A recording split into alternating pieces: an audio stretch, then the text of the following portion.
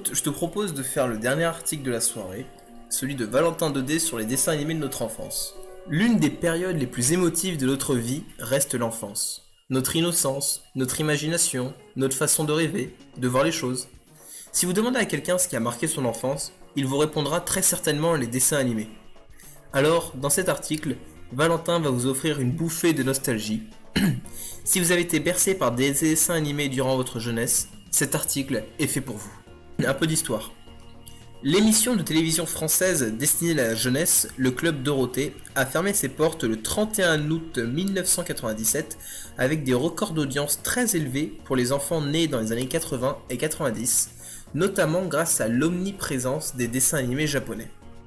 C'est cette même omniprésence qui a causé la fermeture de cette émission en raison des nombreuses critiques et polémiques concernant notamment la violence des dessins animés japonais et l'abondance de dessins animés étrangers. Ces polémiques étaient portées principalement par le Conseil supérieur de l'audiovisuel, le CSA, ainsi que par la députée Ségolène Royal. Mais c'est aussi parce que AB Productions, ceux qui ont produit le Club Dorothée, venaient de lancer ABSAT, source de concurrence pour TF1. Cette émission a donc été remplacée par l'émission TF Jeunesse, qui a duré du 1er septembre 1997 jusqu'au 31 décembre 2006. Cette émission proposait des grands titres comme Bob l'éponge, Franklin ou Pokémon, avant de devenir l'émission T-Fou, présente toujours de nos jours. Sur les autres chaînes, France 2 lance l'émission KD2A, carrément déconseillée aux adultes, du 5 septembre 2001 au 2 septembre 2009, connue pour sa diffusion de Heidi et Galactic Football. Sur France 3, il y avait d'abord l'émission Toowam, avec sa célèbre diffusion Code Lyoko, Naruto et Corneille et Bernie, puis avec France 4 et France 5, la diffusion de l'émission Ludo. Sur M6, on garde toujours la même émission depuis 1992, avec M6 Kid étant l'unique diffuseur de Yu-Gi-Oh! Et enfin, en termes de chaînes de télévision pour enfants qui ont marqué les esprits et qui continuent à marquer les générations suivantes, les gens se souviennent bien évidemment de Gulli, Canal J, Télétoon, ainsi que de Disney Channel. Bien sûr, chaque émission et chaîne possédait son propre dessin animé populaire, comme Yu-Gi-Oh! Sur M6 cité plus tôt, mais la majorité est diffusée sur plusieurs chaînes à des horaires différentes, comme Totally Spies ou Code Lyoko. Nous allons donc passer en revue ces dessins animés marquants en fonction de leur origine.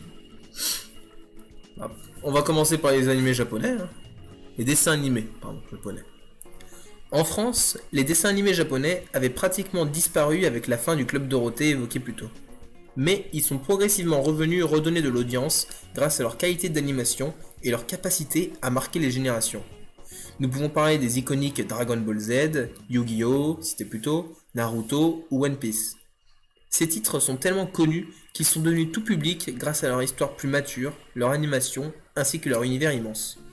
Mais il y a également des titres uniquement destinés à un public plus jeune et qui ont marqué des générations, comme Pokémon, avec l'histoire de Sacha et de ses nombreuses aventures avec plus de 24 saisons, Inazuma Eleven, où on suit l'aventure de Mark Evans et de son équipe de football partant de rien. On peut parler également de la grande saga Beyblade, et principalement la saison Beyblade Metal Fusion, racontant l'histoire de Jinka Hagan et de ses amis dans un monde où règnent les combats de toupies avec des pouvoirs incarnés par les différentes constellations.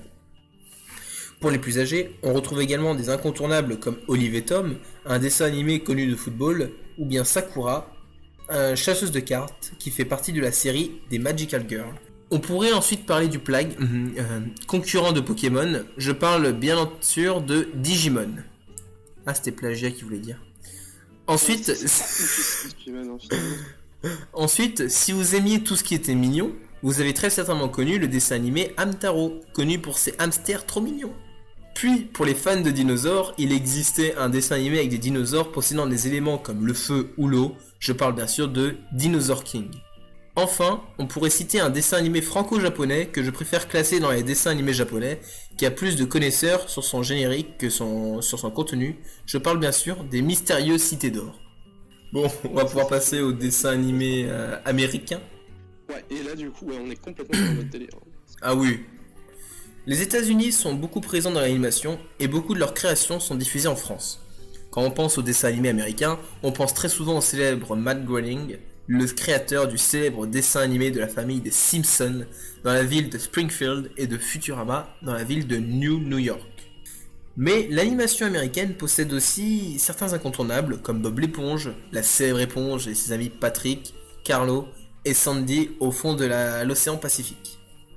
La Panthère Rose, le fameux personnage de fiction, ou Scooby-Doo et son équipe de mystère et compagnie, spécialisée dans la résolution des phénomènes paranormaux et qui continue d'ailleurs à marquer chaque génération depuis 1969. D'ailleurs, en parlant de vieux dessins animés, on pourrait également parler de Tom et Jerry, ce dessin animé où Tom, le chat domestique, tente désespérément de manger la souris de Jerry, ou les Looney Tunes, comptant 1042 épisodes à ce jour. Mais également le dessin animé Transformers, ces robots extraterrestres provenant de la planète Cybertron, ou Inspector Gadget, ce fameux cyberpolicier très stupide, systématiquement aidé par sa nièce Sophie et son chien Philo. Dans les dessins animés américains plus adultes, notamment par leur humour, nous avons South Park, avec les aventures de 4 enfants d'école primaire qui vivent à South Park, Petite ville du Colorado, Rick et Morty, suivant les aventures de Rick Sanchez et de son petit-fils Morty Smith, et notons également une autre famille Smith, je parle bien sûr de la famille Smith de American Dad. Enfin, pour les dessins animés, pour un public principalement enfantin, on se souvient des œuvres de Rebecca Sugar qui sont Steven Universe ainsi que Adventure Time.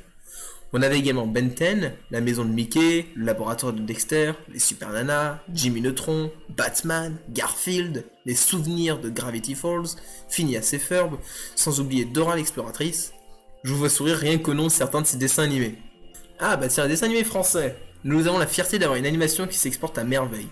En effet, notre pays possède une production animée de renommée mondiale et il n'y a jamais eu autant de bonnes œuvres d'animation pour notre chère jeunesse.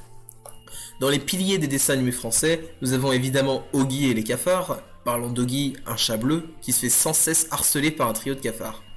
Code Lyoko, qui relate les aventures d'un groupe d'adolescents qui combat un programme informatique nommé Xana dans un univers virtuel. Les Totally Spies, l'histoire de 3 amies lycéennes agents secrets envoyés par leur patron Jerry pour sauver le monde.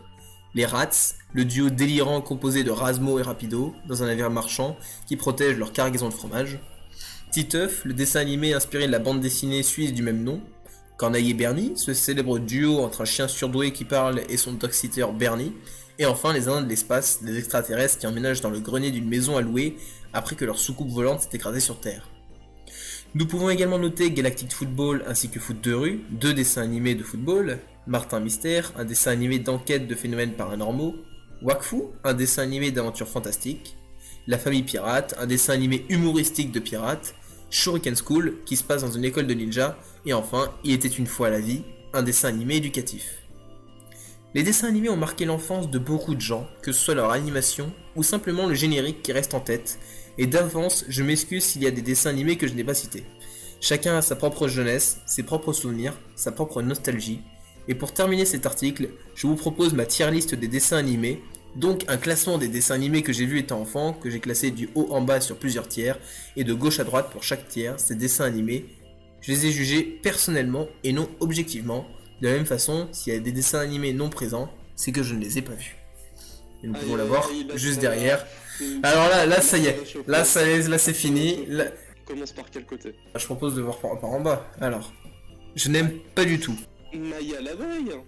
Ah, c'est Maya l'abeille. Oh Désolé, non. Je suis désolé, mais Maya l'abeille, c'est top tier. Ah, mais Maya l'abeille. Triste parce que juste après, on part pas dans mon délire avec les barbes à papa. Les Schtroumpfs, c'est sympa. Hein. Moi, je trouve que c'est sympa. Ouais. Bob le bricoleur, ça devrait pas être aussi haut à mon avis. Hein. Enfin, sur ma tier list à moi, c'est plus bas en tout cas. Parce que Maya l'abeille est clairement au-dessus de Bob le bricoleur. Ah, ouais, c'est Maya l'abeille. La panthère rose. La panthère rose, c'est vraiment cool par contre. La panthère rose, tu mets pas ça en hockey. C'est trop bien la panthère rose. En fait, la panthère rose, c'est typiquement le genre d'humour. La panthère rose, c'est typiquement le genre d'humour qui est tout con mais qui passe en fait. Tout comme Bip Bip et Coyote, tu vois, c'est trop bien. Ou Tom and Jerry, oui, c'est ça. Voilà. C'est ce délire-là. Dora l'exploratrice. Non, c'était mon truc. J'adorais, je regardais toujours Dora l'exploratrice. C'est la toute petite enfance. Encore une fois, pour moi, c'est clairement pas au-dessus de Barbe à Papa, mais là, il y a débat. Et là, il y a full débat. De toute façon, c'est des goûts personnels. Hein. Les Simpsons. Les Ouais, Simpsons. J'ai été éduqué aux Simpsons, donc ça ne sert à rien de... Tu pourras pas me faire plus là-dedans, j'ai été éduqué aux Simpsons. Les Simpsons dans ma tête, je les mets à côté de South Park, mais je mets South Park au-dessus parce que quand même c'est plus travaillé. C'est pas le même Mais, humour, j'avoue. mais dans les deux cas, j'ai pas adhéré à l'humour, même si j'avoue que c'est enchaînant. On va parler de l'article. On va parler de l'article, quand même. Alors... Sur le fond, on va parler de l'article, mais en fait, finalement, l'article, bon, c'est un résumé, c'est un petit peu un historique et un... Ouais, c'est un peu un historique. Enfin, le début, il parle un peu de l'histoire des dessins animés, comment c'était apporté dans le truc. Bah, déjà avec le Club Dorothée. Alors bon, moi je connais pas le Club Dorothée, mais le nombre de fois où ma mère m'en a parlé de ce Club Dorothée. Le nombre de fois où ma mère m'a parlé de ce Club Dorothée. Ah, purée. Bah, et finalement, sans le Club Dorothée, je serais pas qui je suis. Si mon père n'avait pas montré Nicky Larson ou les Chevaliers du Zodiac, Dragon Ball, Naruto, etc.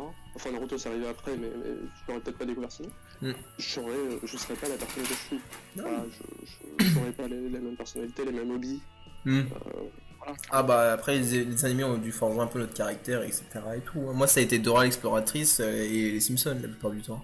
Non, du coup il y a eu... Bah, après c'est vraiment sympa l'idée de présenter, enfin ça a présenté du coup les différentes émissions et disons, ah, nous en tant qu'enfants c'était ces émissions là qu'on allait regarder, on allait regarder TF1, on allait regarder Gulli, enfin... Et puis voilà. classifié, et c'est vrai finalement ces classifications c'est un découpage qui est vachement intuitif. Parce qu'effectivement, c'est vrai, quand tu regardes, il y a ces catégories. Et typiquement, généralement, quand t'aimes pas un qui est dans une catégorie, t'aimes pas le reste. Oui, souvent c'était ça. Du coup, tu restais souvent sur les mêmes chaînes. Typiquement, j'aimais pas les Incendies de l'espace, par exemple, j'aimais pas non plus Oggy et les cafards, j'aimais pas non plus les Bisul Shot, j'ai oublié le nom. Par contre, ouais, Phineas et Ferb et les Graffiti Falls, c'était super sympa. Naruto Dragon Ball Z c'était mon kiff, voilà. Bon là en fait on va parler de dessins animés japonais. Alors dessins animés japonais, en fait ce que je trouve là-dedans c'est qu'il peut y avoir de tout, mais c'est différent des animés des fois un peu japonais. Il y en a certains, enfin en oui et non, mais... Dans les faits, dessin animé, qu'on le veuille ou non, c'est la même chose, je te comprends. En fait je pense que c'est surtout en fonction du public qui était destiné pour les japonais. C'est pareil, le problème que, en fait je pense que dans l'imaginaire européen, le dessin animé c'est pour l'enfant. Moi je rebondirais juste sur une partie, tu vois, qui est dit justement dans l'article, la grande saga Beyblade. Pour moi la saga Beyblade c'est typiquement le genre de série où je trouve c'est mieux avant. Parce que là, j'ai vu les saisons actuelles, je sais plus exactement comment ça s'appelle les trucs, mais là on parle de Beyblade Metal Fusion, les combats de toupies ils duraient 10 minutes, un quart d'heure. Tu vois, ça durait presque une moitié d'épisode on va dire les combats de toupies, voire même un épisode complet. Là... Les trucs de maintenant, les combats de toupies, ils durent 30 secondes max. Comme dans la vraie vie. Ah mais je suis d'accord, comme dans la vraie vie, mais s'ils commencent à mettre dans la... Et des fois, je te jure, il est déjà arrivé des épisodes... J'ai déjà vu un épisode où le combat, il dure 7 secondes. Pas plus. Mais ouais, mais... c'est vrai, surtout que dans les faits... Dans les faits, Beyblade, si t'as aimé Metal Fusion, finalement, je pense que t'aimerais certains animés parce que c'est construit exactement de la même façon. C'est-à-dire que t'as des pouvoirs différents, finalement, les toupies. Bon, les toupies, c'est des personnages animés, finalement. Oui, voilà, je suis d'accord. Et bon, non, moi, c'est juste pour dire que, bon, je veux dire, avant, les combats, bon, il y avait un vrai combat, t'avais vraiment le truc, tu savais pas qui allait gagner, etc., et ça durait vraiment longtemps. Là, le combat, il est fini, fini en 2 minutes. Bon, ensuite on peut parler des dessins animés américains. C'était un autre style complètement différent. Je pense que j'étais plutôt côté américain et français que japonais. Ouais, mais après, voilà, il y a aussi le style en lui-même. Hein. C'est pas que l'endroit. Ouais. Mais bon, après, bon, il y a les trucs... moi, ce que j'aime bien dans les trucs américains... Voilà, là, ils s'en fichaient. Les Simpsons, Scooby-Doo, bon, il y avait les trucs La Panthère Rose, Bob l'éponge... C'était les trucs, moi, je trouvais ça très sympa et tout. Je me souviens des DVD qu'on regardait, les films Scooby-Doo. Ouais, ça fait revenir dans le monde de trucs. Rick and Morty, ça a bercé l'enfance de qui, par contre? C'est récent, hein, c'est récent de ouf, finalement. Ah bah, ça berce les enfants de nos jours. Non, mais après, c'est vrai que du coup, on va arriver sur un autre truc. C'est vrai que les dessins animés, c'est vraiment ce qui a un peu amené notre enfance. Ça nous a bercé, ça nous a accompagné. Ça a bercé ton enfance, c'est que tes parents sont quand même d'assez mauvais parents. Non, mais moi, ce que je regardais, c'est Sonic X. Un animé. Je me souviens, quand j'étais gosse, j'étais tombé sur un épisode au pif et ensuite la chaîne a arrêté de diffuser. C'est un article assez nostalgique dans le fond, on va pas se mentir.